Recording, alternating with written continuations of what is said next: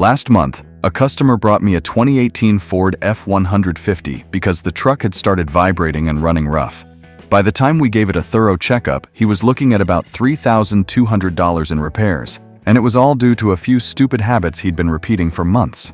So, in this video, I've compiled the 10 most common daily mistakes that break your Fords, guys. Let's begin. Number 1. Towing in the wrong mode. A lot of Ford owners do this without even realizing it. They hook up a trailer, leave the truck in normal, and drive off like the truck will sort everything out on its own. Then a few months later, they start complaining that the transmission feels busy, the engine feels strained, and towing just feels rougher than it should. I see this most with F-150 owners who tow smaller campers, landscaping trailers, or equipment trailers and think tow haul is only for heavy loads. It is not.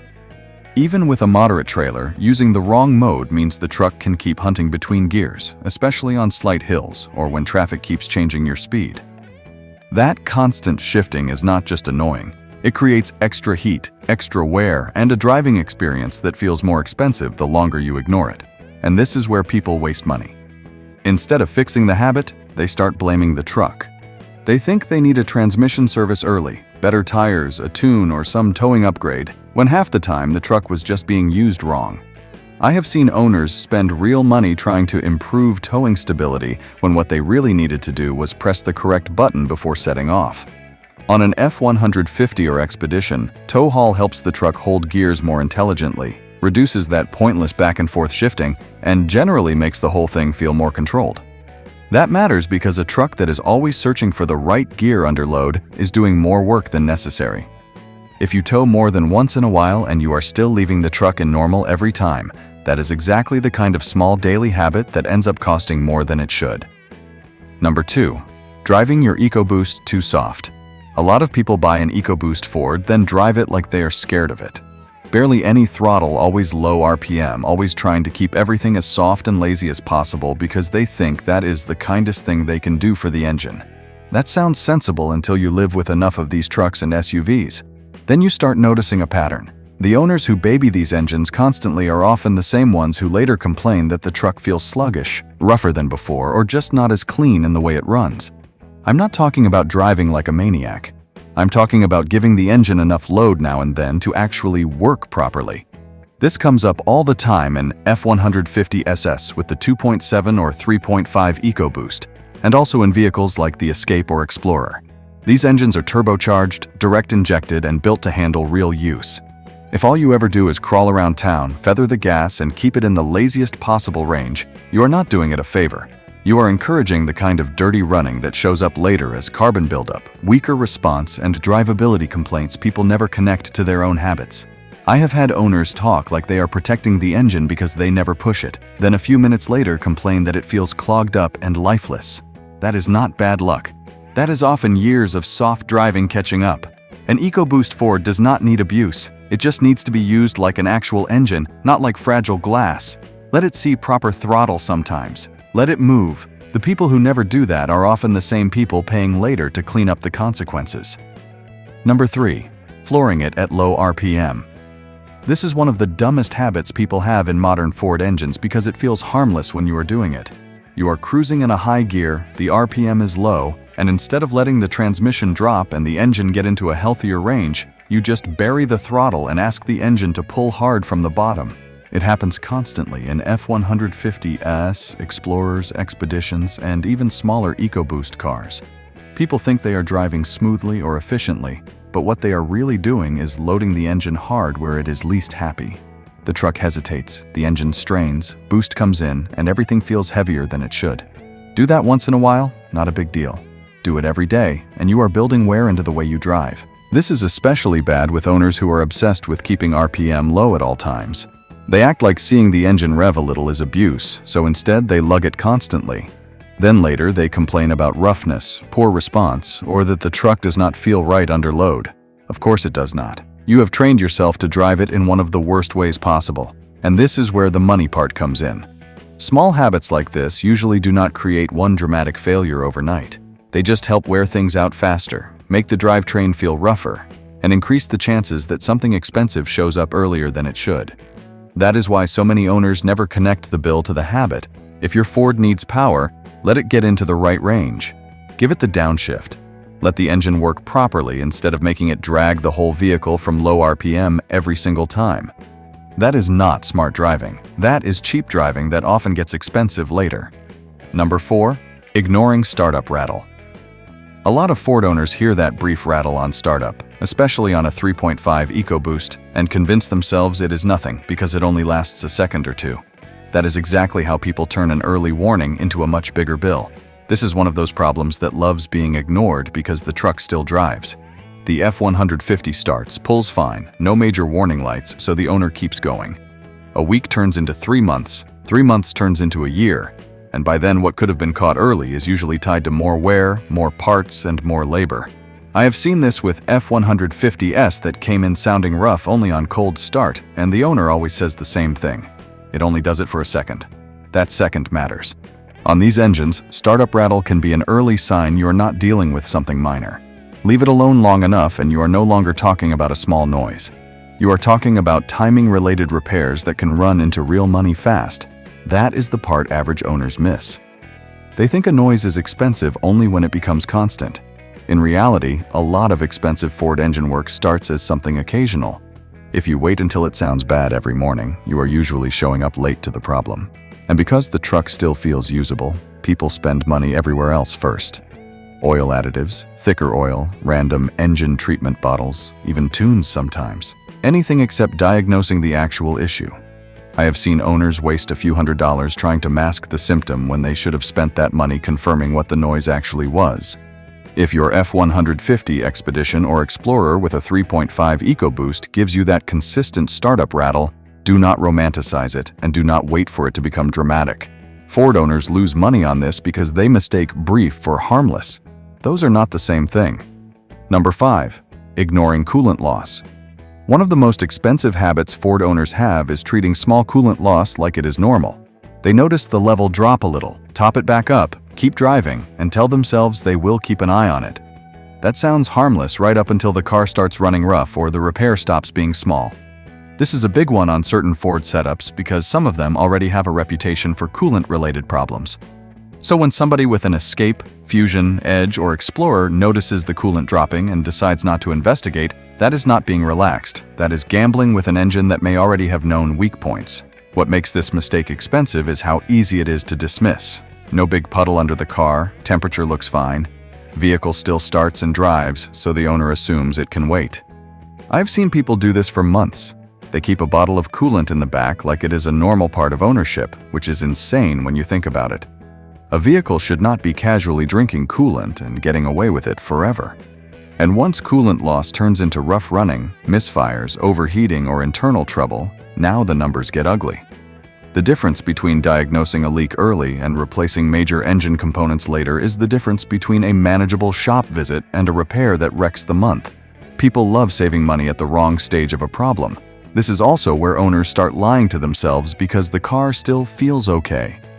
A lot of expensive Ford repairs start while the vehicle still feels okay. That is why they get expensive. If every serious issue announced itself dramatically on day one, nobody would ignore them. If you have to add coolant more than once and you still have not figured out why, you are already handling it badly. With some Ford models, that is not a small warning. That is the part where smart owners stop topping off and start asking questions. Number 6. Waiting too long on spark plugs. A lot of Ford owners stretch spark plugs far past the point where it makes sense because the engine still runs pretty good.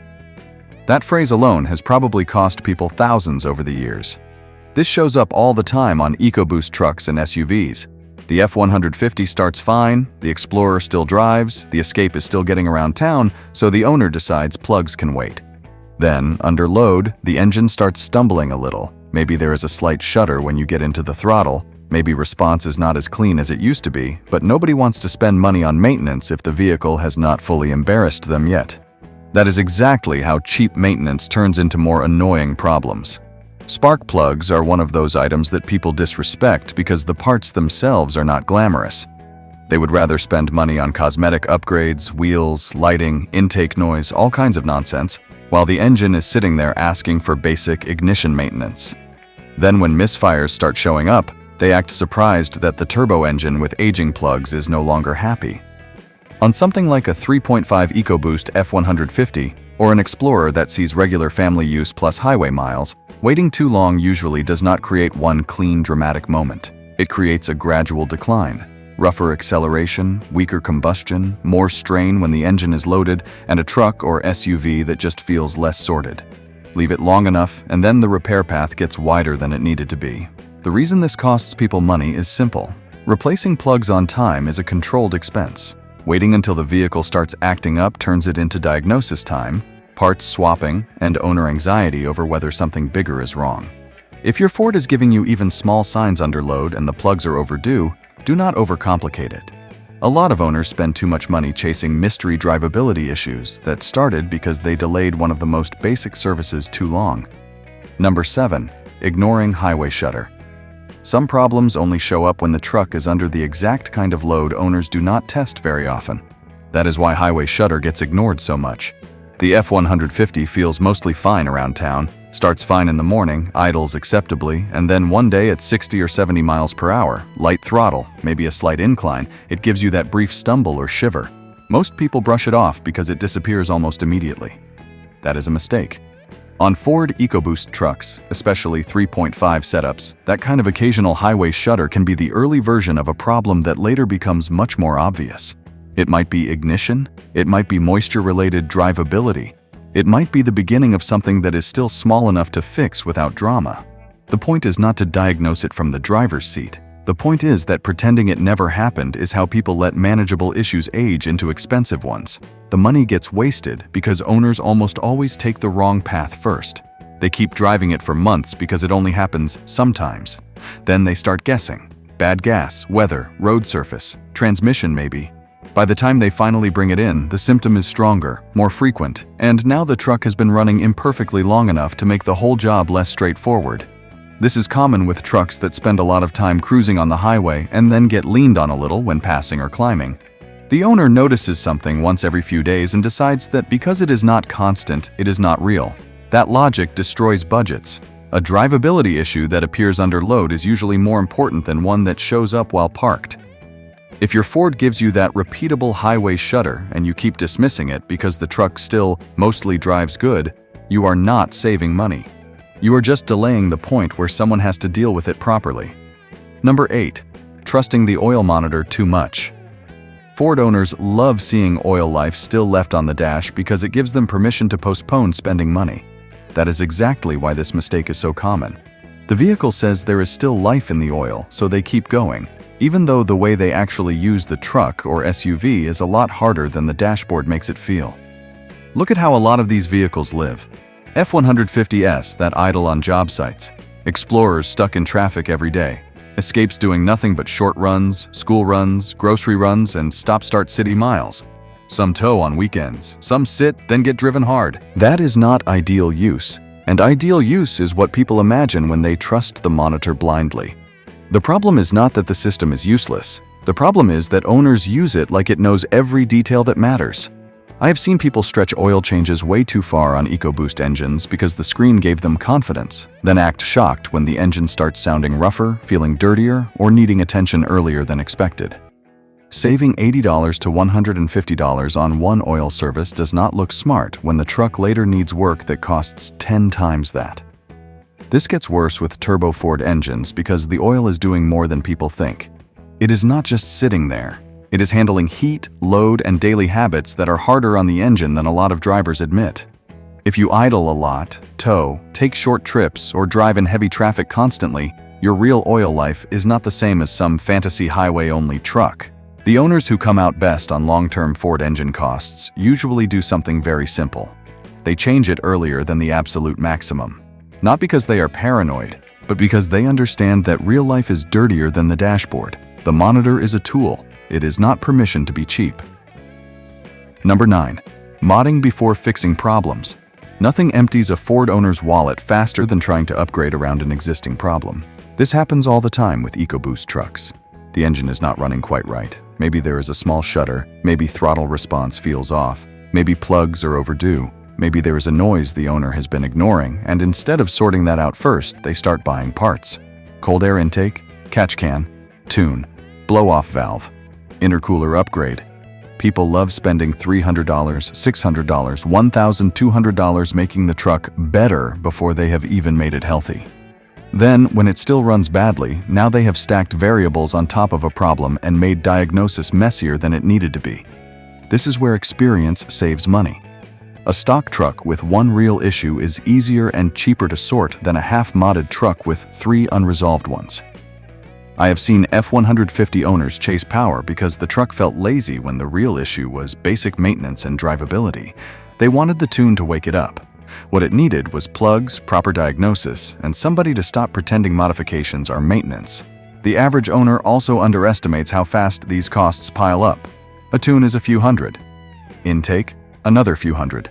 Small supporting parts, more money, then labor or your own time. Then the original problem is still there. Now instead of paying for one clean repair, you have spent real money creating a more complicated truck that still does not feel right. If the Ford is misfiring, rattling, losing coolant, shuddering, or driving oddly under load, the smartest money you can spend is on fixing the baseline first. Make the truck healthy, then decide whether it needs upgrades. Doing it the other way around is how owners convince themselves they are investing in the vehicle when they are really just spending around a problem they did not want to face. Number 10. Letting the truck gear hunt. The reason this one ends up at number 1 is because so many Ford owners live with it for months and never realize they are slowly making the truck work harder than it should. They feel the transmission going up, then down, then up again on mild hills with light throttle, or anytime the load changes a little, and they just accept it as normal truck behavior. You see this a lot in F-150s and Expeditions, especially with EcoBoost setups, where the truck has enough torque to hide bad habits for a while. The owner is cruising, maybe carrying some weight, maybe towing something light, maybe just driving through rolling roads, and instead of helping the truck stay in a sensible gear, they keep it in the wrong mode or keep driving it in a way that makes the transmission constantly chase the perfect ratio. That constant gear hunting feels minor from the seat, but over time it adds heat, adds wear, and makes the whole drivetrain feel more unsettled than it needs to. This is also one of those problems that people misread and spend money around. They start blaming the transmission itself, or they say the truck feels weak, or they think they need some upgrade to improve towing or drivability. In reality, a lot of the time the truck is just being left to bounce around between gears because nobody is managing the situation properly. A truck that should feel planted and predictable ends up feeling busy and indecisive. And that matters financially because drivetrains do not care whether the bad habit comes from abuse or laziness. Extra shifting under load is still extra shifting under load. If you do that often enough, especially with towing, hills, traffic, or a bed full of gear, you are asking more from the transmission and the engine than the drive actually requires. Smart owners pay attention to what the truck is doing. If it keeps searching, fix the situation. Change the mode, adjust your speed, give it the gear it wants. Stop trying to force smoothness in the wrong range. Letting it hunt all day is one of those habits that feels harmless in the moment and expensive later.